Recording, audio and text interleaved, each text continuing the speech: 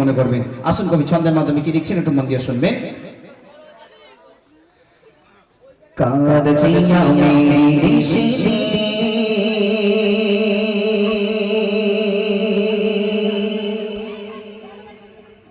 চোখে বসতা বেলা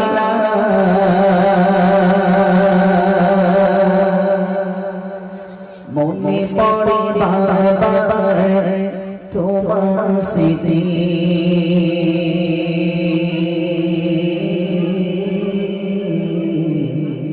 হৃদয় আমার বোঝে না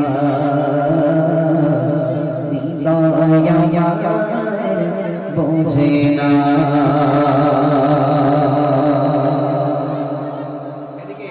এদিকে ফলো করো, যারা মাকে ভালোবাসবে আমার দিকে তাকাও, মনারা আমার দিকে তাকাও, যারা মাকে ভালোবাসবে চুপ করে বসতে হবে। তাহলে আমি ভাববো কি তোমরা মাকে ভালোবাসো, আর যদি কথা বলো তাহলে আমি ভাববো কি তোমরা মাকে ভালোবাসো না, রাত দিন তোমরা মাকে গালাগালি দাও। ঠিক আছে? তাহলে যে চুপচাপ বসে থাকবে আমি ভাববো কি তোমরা মাকে ডিস্টার্ব করো না, মাকে খুব মহাব্বত করো, মায়া করো, ভালোবাসো। ঠিক আছে? তাই একটু সবাই মিলে একটু মন দিয়ে শুনবেন। ফালা তাকুল্লাহুমা উফিন, তোমরা তাদেরকে উফ পর্যন্ত বলো না। তার মানে কাদেরকে? ফালা তাকুল্লাহুমা উফিন, তোমরা তাদেরকে উফ পর্যন্ত বলো না। তার মানে কাদেরকে? মায়েদেরকে। একটু মন দিয়ে শোনো, একটু বোঝার চেষ্টা করুন। কবি ছন্দের মাধ্যমে লিখছেন। কাঁদছি আমি নিশিতে চোখে বসতা বেলা মনে পড়ে বারবার তোমার স্মৃতি হৃদয় আমার বোঝে না।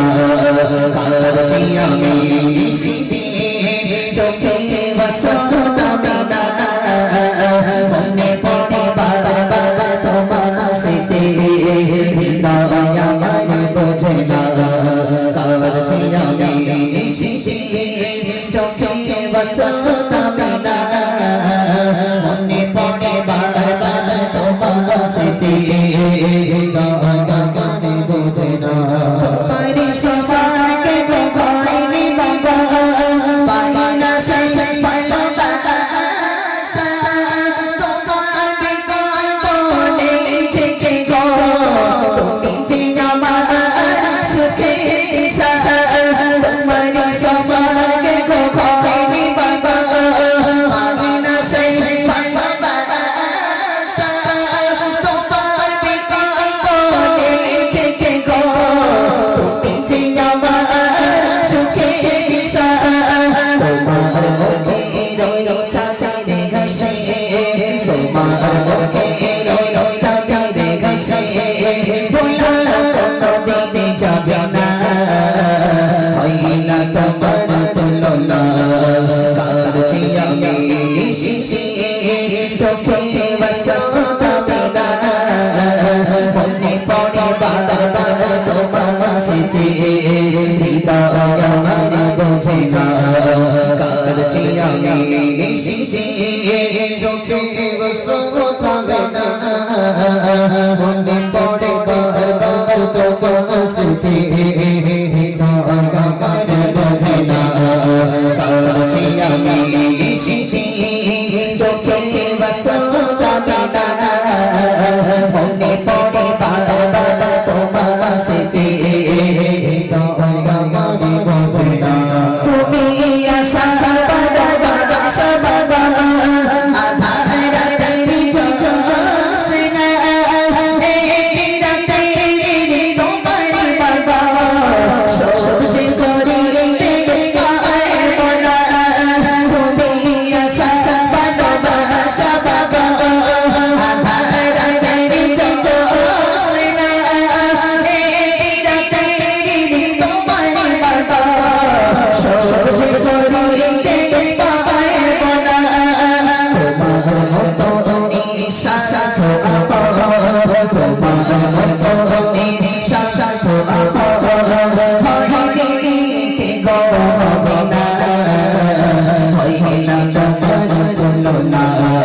কাঁদছি আমি নিশিতে চোখে বসতা বেলা মনে পড়ে বারবার তোমার স্মৃতি হৃদয় আমার বোঝে না। কাঁদছি আমি নিশিতে চোখে বসতা বেলা